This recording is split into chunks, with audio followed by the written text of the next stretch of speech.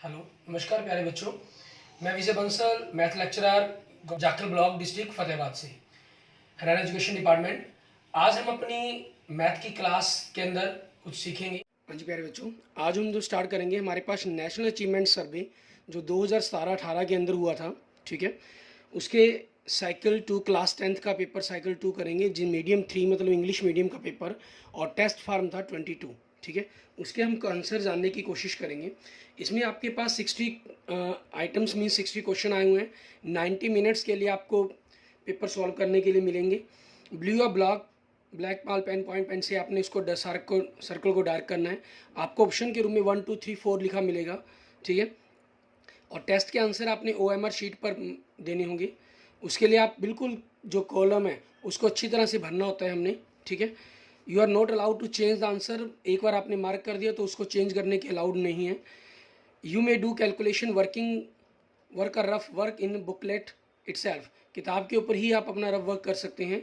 If you have still any doubt clarify it from field investigator right now, ठीक है। अगर आपको किसी भी प्रकार का कोई डाउट होता है तो आपकी क्लास में जो टीचर्स ड्यूटी दे रहा है आप उससे इन चीज़ों के बारे में जान सकते हैं, ठीक है। अब हमारे पास 2017-18 के अंदर जो एक टेस्ट हुआ था उसके हम पेपर्स क्वेश्चंस के ऊपर डिस्कशन करेंगे। जैसे सबसे पहला क्वेश्चन हमारा देखें, हमें कहा कि सरफेस एरिया स्फीयर का 324 पाई सेंटीमीटर स्क्वायर है, ठीक है। आपके पास स्फीयर का फार्मूला होता है 4 पाई आर स्क्वायर। 324 पाई से पाई कैंसिल हो जाएगा, तो आर स्क्वायर आपके पास 324 को हम 4 से डिवाइड कर देंगे, 81 आएगा आपके पास। मेन जो त्रिज्या है हमारे पास रेडियस वो आपके पास 9 हो जाएगी। तो हमें वॉल्यूम बताना है किसका, स्फीयर का मतलब गोले का। फार्मूला 4/3 पाई, क्योंकि आंसर के अंदर पाई दिया गया इन्होंने, 9 गुना में 9 गुना में 9, 3 को 9 से काट देंगे 3 आ जाएगा हमारे पास, ठीक है। अब इनकी हमें गुना करनी है, गुना करके देखेंगे हमारे पास क्या बनेगा, ठीक है। निम 81 4 3 12, 81 को 12 से गुना करेंगे तो 972 पाई सेंटीमीटर क्यूब। ये आपके पास आपके पहले क्वेश्चन का आंसर हो जाएगा। नेक्स्ट क्वेश्चन देखें, the area of the base of right circular cylinder is 154 centimetre. Means right circular cylinder एक आपके पास बेलन है, ठीक है, जिसका बेस का एरिया मतलब आपके पास पाई आर स्क्वायर आपको, ठीक है, 154 दिया गया। तो यहाँ से आप आर स्क्वायर 154 बटा में 22/7, 22 सत्ते 154 7 पे कट जाएगा, तो त्रिज्या आपके पास कितनी आ जाएगी 7। आपको वॉल्यूम दिया हुआ इन्होंने, आपसे पूछ रहे हैं कि कर्व्ड सरफेस एरिया बताएं सिलेंडर का क्या होगा। कर्व्ड सरफेस एरिया का फार्मूला होता है 2 पाई आर एच। अब एच निकालने के लिए आपके पास देख सकते हैं ये पाई आर स्क्वायर, आप वॉल्यूम दिया गया 6660 पाई आर स्क्वायर एच। इसको पाई आर स्क्वायर 154 से आप भाग कर देंगे, ठीक है। 154 से भाग करने पर लगभग आपके पास जब काटेंगे 154 छिके 616 होता है, तो 40 आपके पास आ जाएगी ऊंचाई। क्योंकि यहाँ आपने क्या किया, पाई आर स्क्वायर एच को पाई आर स्क्वायर से आपने भाग कर दिया, ठीक है। पाई आर स्क्वायर एच को जब पाई आर स्क्वायर से भाग किया तो पाई आर स्क्वायर कट गया एच, मतलब ऊंचाई 40 आ गई। तो आपके पास कर्व्ड सरफेस एरिया 2 गुना में पाई 22/7, त्रिज्या 7 और ऊंचाई 40, 7 से 7 कट गया, ठीक है। इनकी गुना करेंगे 22 दूनी 44, 44 को हम 40 से गुना करेंगे हमारे पास, ठीक है। तो आंसर क्या आ जाएगा आपके पास, आपका 1760, ठीक है। ये आपके पास आपके क्वेश्चन का आंसर बन जाएगा 1760 वर्ग सेंटीमीटर। क्लियर। उसके बाद नेक्स्ट देखें थर्ड क्वेश्चन, एक सॉलिड स्फीयर है, मीन्स एक गोला है हमारे पास जिसकी रेडियस दी गई है उसको मेल्ट करके एक स्मॉल सॉलिड स्फीयर बनाया गया छोटी, जिसकी रेडियस 2 दी गई है आपको। तो आपके पास बड़ा स्फीयर 4/3 पाई 8 गुना में 8 गुना में 8, और छोटा 4/3 पाई 2 गुना में 2 गुना में 2। ये आपके कट जाएंगे, 2 दूनी 4, 4 दूनी 8, एक 8 कट गया, तो 8 64, 64 छोटे स्फीयर आपके बनाए जा सकते हैं उसके, ठीक है। एंड नेक्स्ट देखेंगे आपके पास क्वेश्चन नंबर 4। इसके अंदर क्या कह रहे हैं, height and the radius of a cone are 14 and 16 centimetre respectively, ठीक है। आपको हाइट और रेडियस दी गई है। What is the volume of cone, cone का वॉल्यूम पूछ रहे हैं कि क्या होगा, 1/3 22/7, ठीक है।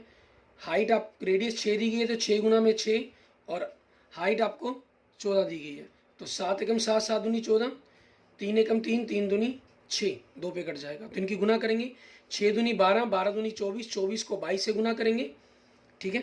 24 को 22, पहले 24 को 22 की जगह अगर आप 24 को 2 से गुना करना चाहें तो 48 हो जाएगा। 48 को 11 से गुना करेंगे, ठीक है, तो 528 घन सेंटीमीटर आपके पास आपके क्वेश्चन का आंसर बन जाएगा।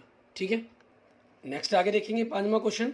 इसमें क्या कह रहे हैं, कहना 50 सर्कुलर डिस्क हैं, ठीक है, जिन रेडियस 7 सेंटीमीटर है, थिकनेस 1 की 1/2 सेंटीमीटर है, उनको वन अबव द अदर, एक के ऊपर दूसरी रखकर एक राइट सर्कुलर सिलेंडर बनाया गया, बेलन बनाया गया।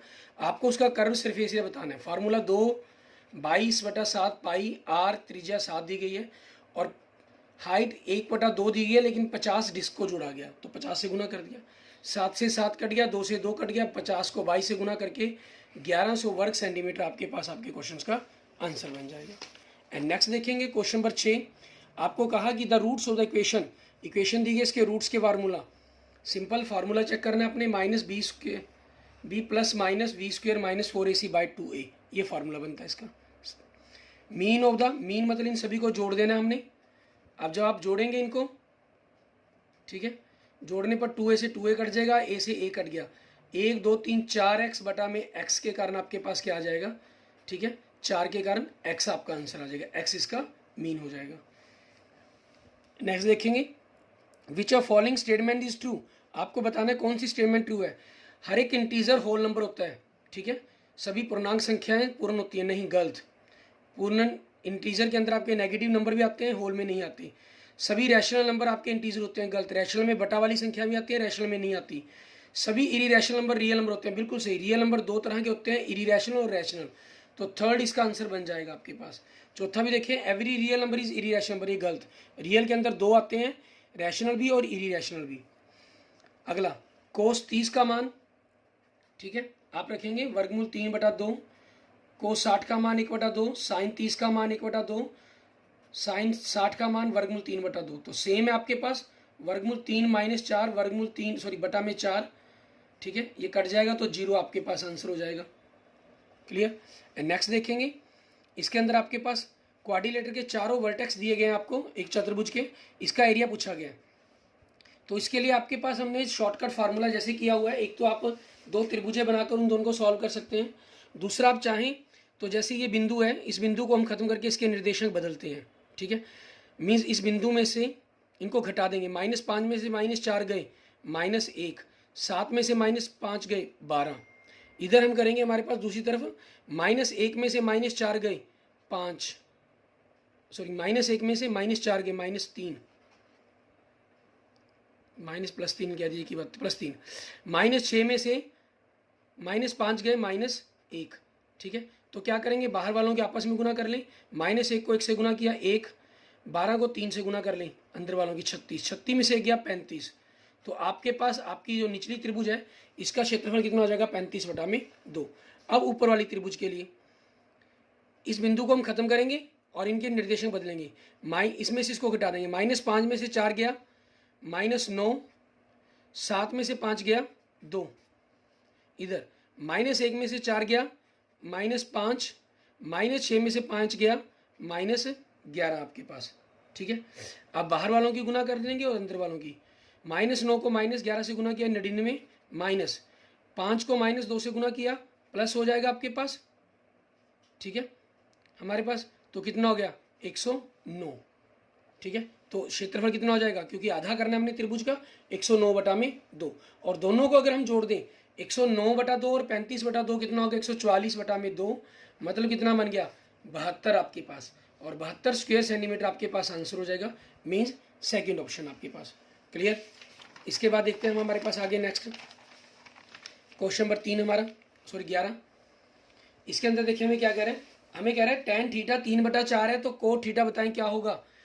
कोट आपके पास टेंजेंट का उल्टा होता है, तो 4/3 आपके पास आंसर आ जाएगा, ठीक है।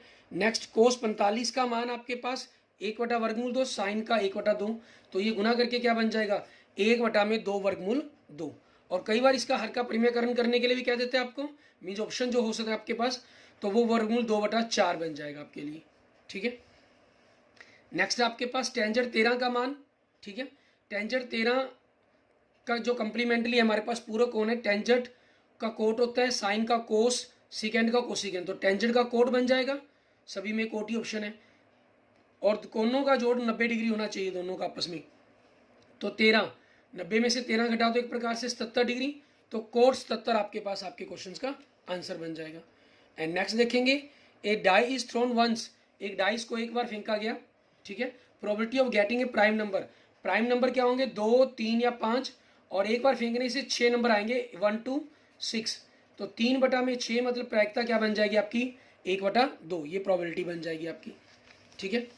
आगे देखेंगे नेक्स्ट हमारे पास क्वेश्चन नंबर 15, आपको मीन पूछा गया, माध्य पूछा गया, तो इनकी गुना कर देंगे 4 पंजे 20, 6 10 60, 9 दाएँ 90, 10 7 70, 15 को 8 से गुना की 120, इन सभी को जोड़ेंगे 80 और 90 170, 120 और 70 190, सभी को जोड़ दिया 360, और इनका फ्रीक्वेंसी का जोड़कर सम करेंगे, ठीक है। मीन्स बारंबारता का 10 और 5 15, 15 और 10 25, 25 और 7 32, 32 और 8 40, 40, 360/40, इट मीन्स 9 आपके पास आपके क्वेश्चन का आंसर बन जाएगा, ठीक है। एंड नेक्स्ट देखेंगे आपके पास, the mean of the 12 number is 11, ठीक है। 12 नंबर का मीन आपके पास माध्य 11 है, कहना 3 नंबर 2 5 6 को रिप्लेस कर दिया, बदल दिया गया 6 5 2 की जगह, 2 की जगह 6, 5 की जगह 5, 6 की जगह 2।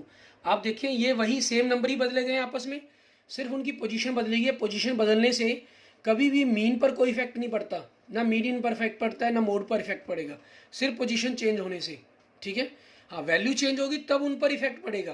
तो इसका उत्तर नया मीन उन्होंने पूछा क्या होगा, नया मीन वही सेम रहेगा आपके पास 11 आपका, ठीक है।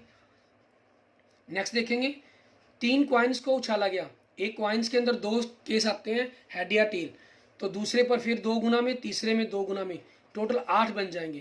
कहना तीनों पर हेड आ जाए, तीनों पर हेड आए ऐसा सिर्फ एक हो सकता है एक बार, तो 1/8 ये आपके पास आपके क्वेश्चन का आंसर बन जाएगा, ठीक है। इसके बाद देखेंगे नेक्स्ट हमारे पास हमारा एक सिंगल थ्रो किया हमने डाइस का 2 डाइस का सॉरी, तो एक डाइस में 6 बार आता है 1 से लेकर 6 तक, तो 2 डाइस में 6 गुना 36 का हमारा सैंपल स्पेस बन जाएगा, हमारे संभाव्य परिणाम बन जाएंगे। तो आपके पास डबलेट 1 1 2 2 3 3 4 4 5 5 और 6 6, ये टोटल 6 बनते हैं, तो 6/36 मतलब 1/6, ये आपके पास आपके क्वेश्चन के आंसर की प्रोबेबिलिटी हो जाएगी, ठीक है, हमारा क्वेश्चन का आंसर हो जाएगा। आगे देखेंगे हमारे पास नेक्स्ट, ऐसे ही हमारे पास question number 19, the 10th term of AP, आपके पास एपी की 10th टर्म पूछी गई है, तो a + 9d बनेगा। a आपके पास 5 है, 9 गुना में d आपके पास कितना है 3, ठीक है, 5 8 11 3 3 बटा 9 27 और 5 32, ये आपके क्वेश्चन का आंसर हो गया, ठीक है। The sum of the first 16 terms of AP, AP की 16 टर्म्स का सम, तो सम का फार्मूला n/2, 2a 10 दूनी 20 प्लस n-1 16 का निकालना है, तो 15 गुना में d 10 6 2 -4 आ जाएगा, क्योंकि 4 4 कम हो रहा है, ये कट गया 8 पे, 8 गुना में 20, 15 चौके 60 -60 आ जाएगा, तो 20 में से 60 माइनस करेंगे -40, 8 को -40 से गुना करेंगे तो -320 आपके पास आपके क्वेश्चन का आंसर बन जाएगा, ठीक है। एंड नेक्स्ट देखेंगे आपके पास एक एपी है जिसके अंदर ए दिया गया, आपको an दिया गया, an बराबर में क्या होता है a,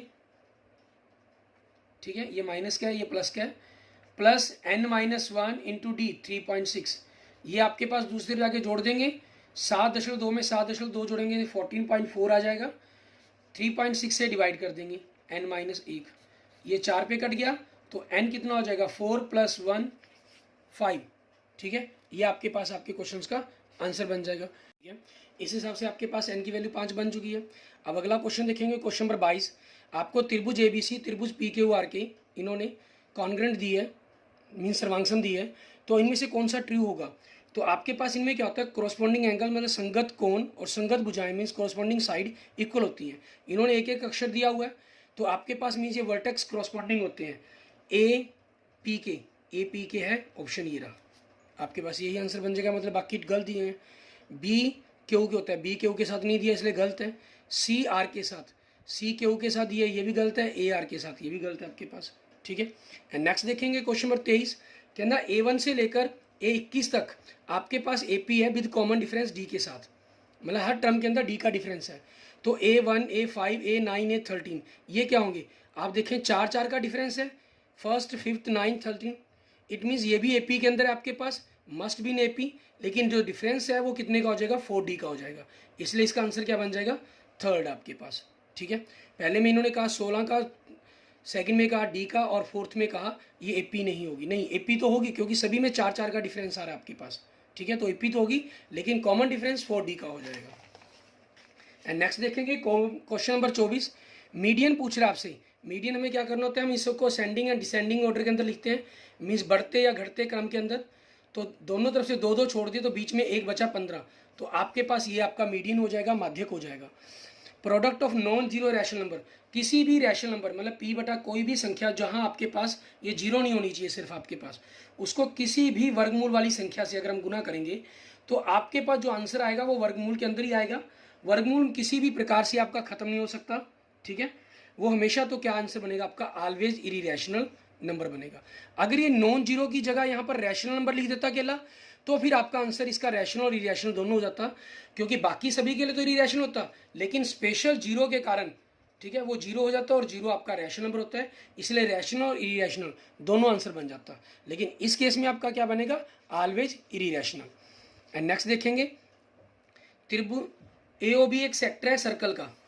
ठीक है, आपके पास O हो गया, ये A बिंदु हो गया, ये B बिंदु हो गया, 45 डिग्री का कोण दिया हुआ है इन्होंने, 4 सेंटीमीटर रेडियस दी हुई है। ठीक है, तो क्वेश्चन पाई आपके पास पाई हो जाएगी, radius 4 × 4 pi R square, theta 45 बटा में 360, 45 अठे 360, 4 एकम 4, 4 दूनी 8, 2 दूनी 4, तो कट कर कितना आ गया, 2 पाई। ये आपके पास आपके क्वेश्चन का आंसर आ जाएगा। ठीक है, एंड नेक्स्ट देखेंगे question number 27 the pair of linear equation 3/9 cut के कितना होगा, 1/3। y के गुणांक 4/12 कट के कितना होगा, 1/3।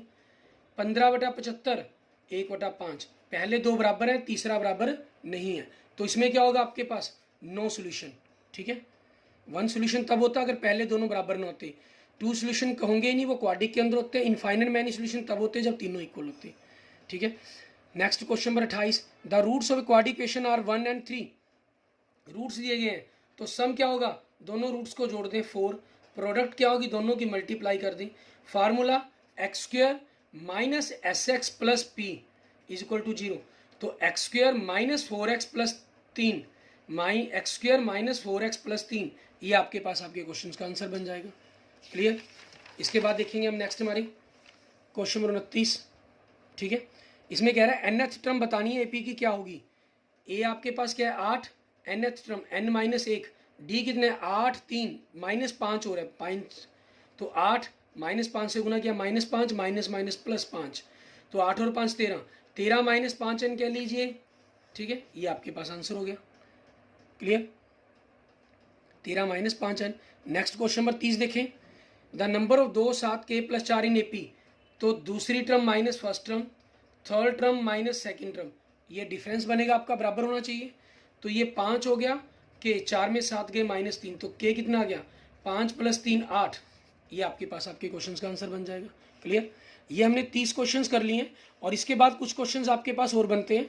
ठीक है, 60 तक क्वेश्चन आए हुए हैं, उनको हम अपने नेक्स्ट पार्ट के अंदर करेंगे। पहले आप सिर्फ इन 30 क्वेश्चन को समझने की कोशिश करेंगे। ठीक है, और अगर आपको इसके रिगार्डिंग कोई भी प्रॉब्लम आती है तो आप मुझे मैसेज कर सकते हैं, कमेंट कर सकते हैं। ठीक है, और अगर आपने अभी तक मेरा यूट्यूब चैनल विजय जाखल बंसल मैथ को नहीं सब्सक्राइब किया है तो please subscribe my YouTube channel Vijay Jakhal Bansal math. ठीक है, okay, thank you friends, thank you students.